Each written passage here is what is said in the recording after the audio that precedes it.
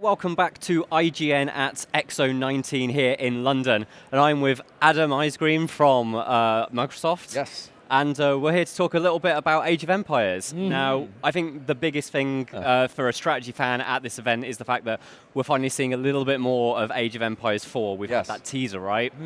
And that's finally shown us a bit of the game. It's given us an idea as to what time period it's set in, right? Yes, correct. So we love the medieval time period. It's so classically Age of Empires. We felt there was so many new stories that we could tell within that time space that we wanted to go back there for Age 4.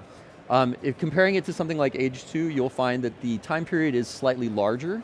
So it starts a little earlier than what you might expect in Age 2, and it goes up kind of to the end of the Renaissance, right to the edge of the Renaissance. Okay. So we have a time period kind of, I'm not giving you specific dates because that might give too much away. You don't want people heading over to Wikipedia. Oh, no, exactly and be like, okay, what campaigns could they have possibly done because of this? So yeah, I can't go there, but suffice it to say that that's kind of the time period that we're having the game set in. Okay, can you tell me why you chose that? Part of it is the accessibility of that time period. Knights, castles, this kind of like wonderful balance between kind of the unit types. It's all something that we really loved in that time period, and we thought that there's so many stories to tell in that time period. And while I can't talk about campaign at all today, I really wish I could, but we're doing so many new things with campaign and how we approach history and how we tell and relate history to modern day that it was an opportune time period for us to use in order to do those things. And so we went all over the place, believe me, like where do we set the game? And we finally centered on this just because of the wealth of stories that we could tell going into the future. And obviously part of the way that you tell those stories is through the units and the factions and the nations that we look at.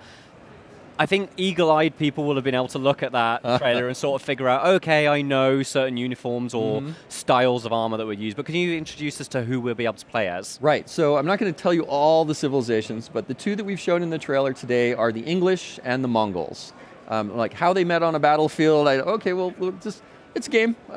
But the great thing about it is we really wanted to make sure Age of 4 is very much about being authentic to history. And so not only did you get a peek at the English, who very much look like something you would see in Age 2, and that's intentional. We wanted them to be a civilization you could jump into and play it very easily and have a great experience getting into Age of Empires 4 and all the things that are different about 4.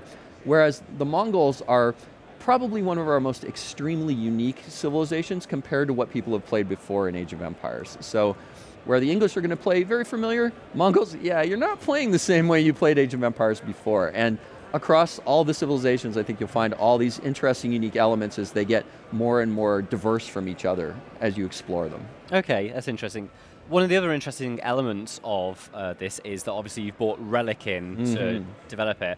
They're known very well for the Company of Heroes games, for the Warhammer 40,000 Dawn of War games. What do you feel that they're bringing to Age of Empires?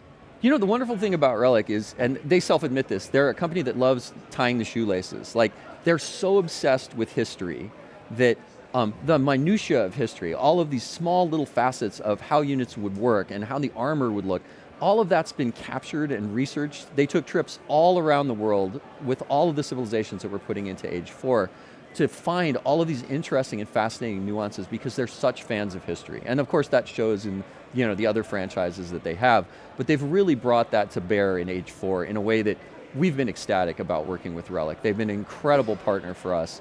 And they love Age to death, right? And it's just been great to see them embrace that. And as people play the game and 4K HDR, you zoom down on soldiers and you start to see the actual armor is correct to what they would wear for that civilization and that time period and that age.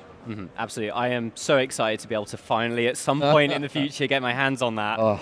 Thank you, Adam, for joining us on that. And that is everything from Age of Empires 4 from IGN at X019, but there's still plenty more coming up next.